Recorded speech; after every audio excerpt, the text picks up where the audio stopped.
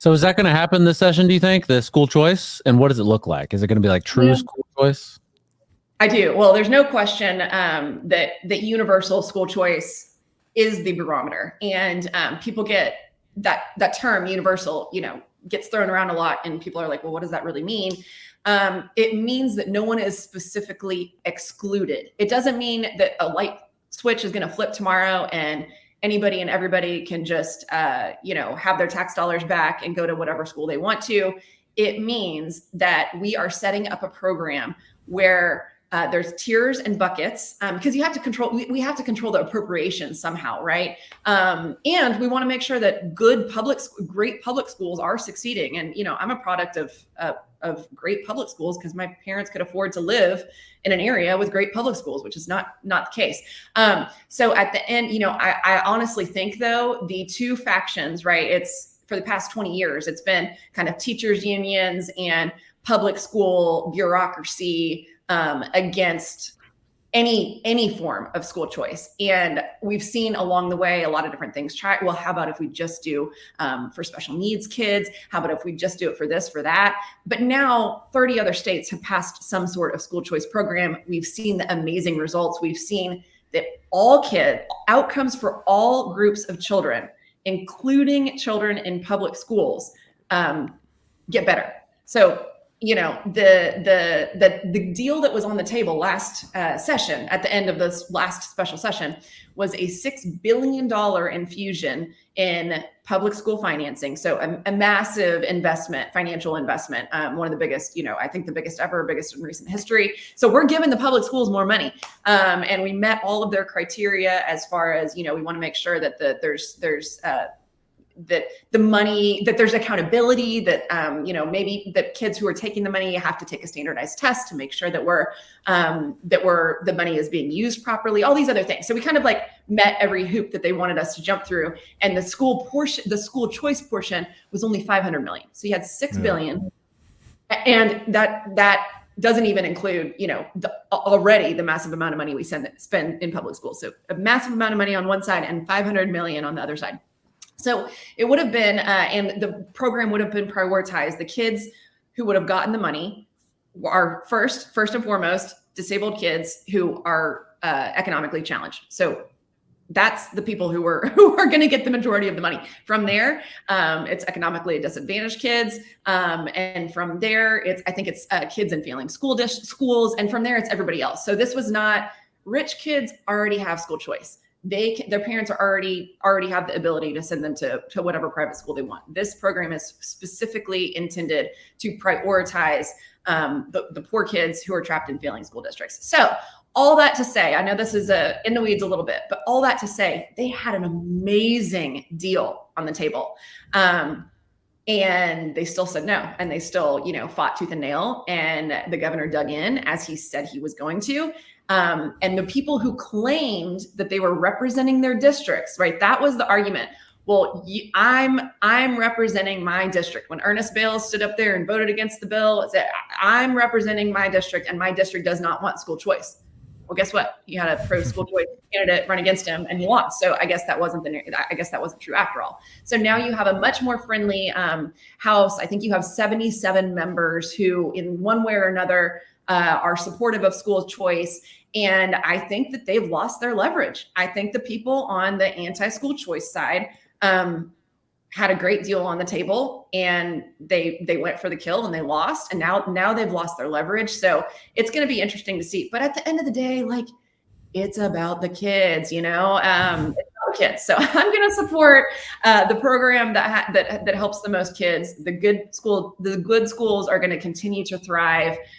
Parents want to send their kids to a great local public school. That's everybody's, that's everybody's goal. But for the kids who don't have that option right now, we've got to give them some choices. Yeah. So you mentioned it's a math game, right? Yeah. It's can you get the votes in the House? You just said 77. That's pretty narrow. It is. Are there any, I'm getting into the politics now. I know you like the policy, but are there House seats that are in kind of purple districts where there are strong school choice proponents who could be beat by Democrats in a presidential year? I don't know the answer to that. I don't know if any of you guys do, but that would be my next thought on such a thin majority of 77. Is there anybody that's vulnerable to losing a Democrat in the general that could change that? I would say you have Janie Lopez, who is in a swing district down in the Valley, but I think the Valley, we've seen that the Valley has increasingly come over to support Trump. And so maybe, but this is a winning, the thing that the left still does not grasp is that this is a winning issue. Whether you're a Republican or a Democrat, every parent wants the best education for their kid. This is a winning message, and it polls incredibly well across Republicans and Democrats. So while there is, technically a slim margin, and when we're talking about 77, that doesn't include that. Those are people who voted for the bill last time. But one thing that's always true about politics is people like to be on the winning side. And we've now shown the momentum is on this side. And I think that you will have a handful of Democrats who kind of say, you know what, I see the writing on the wall. I also see that this is best for my district. And I'm going to come over as well. So I think there's going to be, I don't think that's going to be the final number. I think that's going to be a starting number that is going to help to build the momentum. I have a question. A lot of people will say, in response to school choice, right? They'll say, well, we just need to fund schools more. We just need to give them more money, right? And that's the problem. Teachers need to be paid more. Schools need more money. School choice already exists. You can pay your taxes and a private school tuition if you really want to, right? Is it a funding issue for schools? Is that why a underperforming school is not performing well, is because they don't get enough money? You guys will appreciate this in your connection with Austin politics. When I was on the Austin City Council, the constant question we asked about the homeless issue, because it was always, we need more money, we need more money, we need more money to solve the homeless crisis in Austin.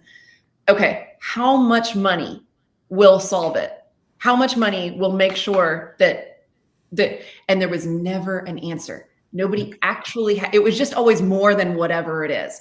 And that has been my experience on this issue as well. It's like, how much do you need? But also when you look at it from a free market perspective, anything that is a monopoly where you don't have any real competition. I mean, yes, okay, a small group of wealthy individuals have school choice, but you don't have real widespread competition. The product that you get is going to be more expensive and less effective. And you talk about teacher pay. Well, the funding for schools has significantly increased over the past 2 decades.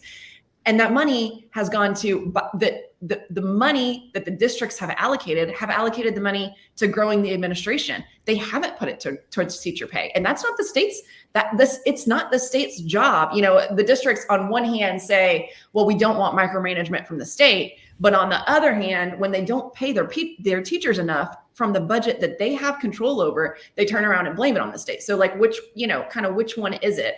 And then the reality is we're not getting the results. Like when you look at the chart of how much money has been infused into public schools, you also see that we still have at least 60% of fourth graders in the state of Texas who cannot read on grade level. What are we doing? Like we're spending upwards of $15,000 per child per year. That is a private school tuition. But we're spending it in public schools. Every single taxpayer, they're spending that regardless of whether they have kids in public schools or not. And when we're spending $15,000 per child per year, and we're getting results that 60 to 70% of our fourth graders can't read on grade level, like something is wrong here. And we cannot continue to do the same thing and expect a different result. So I am all for, if you really have a number and you are willing to commit to an outcome, like if I give you this money, here's what you're going to do with it. And here's the improvement that we are going to see within this amount of time with this group of students. Great. But they never want the accountability that comes with it because they have a monopoly, because they don't have to have it. So we just have to inject. And again, it's a small program that we're going to start out with. We know what works. We know what doesn't work based on what's going on with other states. We're not going to create something that's going to get out of control quickly. We're going to create a program where we can have proven results. And the reality is only about 2%, even in states that have full on, much bigger universal choice programs, only about 2% of children decide to leave their public schools in the first 5 years. So this idea of like the sky is going to fall and rural schools are going to be destroyed and people are going to leave. They say that, but then they also say, well, we don't have any other choices here and it's not fair to us because we don't have any other options. Well, those are mutually exclusive. So which one is it? And by the way, we have the data. We know that we know the sky will not fall, but we do know that kids in AISD who are being taught that they can't use the words mom and dad because they're gender specific, like, hello, that is why kids are leaving your school district. It's not because of charter schools. Like, teach them math, reading, and writing, and you'll get to keep the money. But the weird part is that they'll claim that if you pass school choice, right, like you said, that our schools are going to be empty, the kids are going to elsewhere. I mean, it's an admission that what you're doing is not working. Then, like, that's an admission that clearly what you are doing is not working. If you're afraid that bringing in competition means your school's going to shut down, and you hear that out of HISD all the time. And I don't doubt that if we had school choice, people would flee from HISD because it's a horribly run school district that's been taken over by the state for that very reason. In the past 6 months, there have been no fewer, I think, than 7 teachers that have been found in some incident of sexual assault with a child. There was one this past week that was recording OnlyFans content in her classroom. They reported on the news earlier this week. Obviously, kids were not in the classroom when she was doing it, but nonetheless. I don't know if that's obvious, Charles. That is not necessarily obvious. But it's like, it's absurd. And so I would have more respect for the anti-school choice people if they would admit that it's just like a protectionism thing and they're just trying to protect the money that they have and the teachers and the unions and all of that, rather than claiming that they're doing this for the kids, because it's obvious that they're not. I mean, it's so frustrating. It really is. Well, and just to add on to that point, I want to reiterate that we have some great superintendents. We have some great school board members. I mean, heck, Bernie ISD, people are leaving San Antonio and buying, property in Bernie so that they can go to the Bernie ISD schools. And they know, and I don't think they're not as scared of school choice because they know, we're doing a great job of listening to our parents, of serving our students, and our parents want to be here. They don't want to have to seek something else. So it's this problem, that the unions often do. Solving for the lowest, to protect the lowest common denominator is not going to be, that strategy has only gotten them so far. I think we're gonna see the other side of it here this coming session. Well, I think that the union issue is also one of politics. They're an arm, an agent of the Democratic Party, and it's the policies driven from a national level. And there's all the DEI stuff and like all the alternative history stuff, and they're just infusing that into the schools, and it's making them horrible. And then people want to leave them. But one thing I would want to see the legislature look at, which I think you guys will, I don't know that it'll pass this session, but we need to look at, I think Briscoe called it paycheck protection. I call it union dues, automatic deductions from paychecks. Like, all that money is going to this political arm that's protecting power and hurting outcomes for kids in schools. Right. That's right. Yeah. I'd love to reopen that conversation. That was popular. The policy was popular from the Republican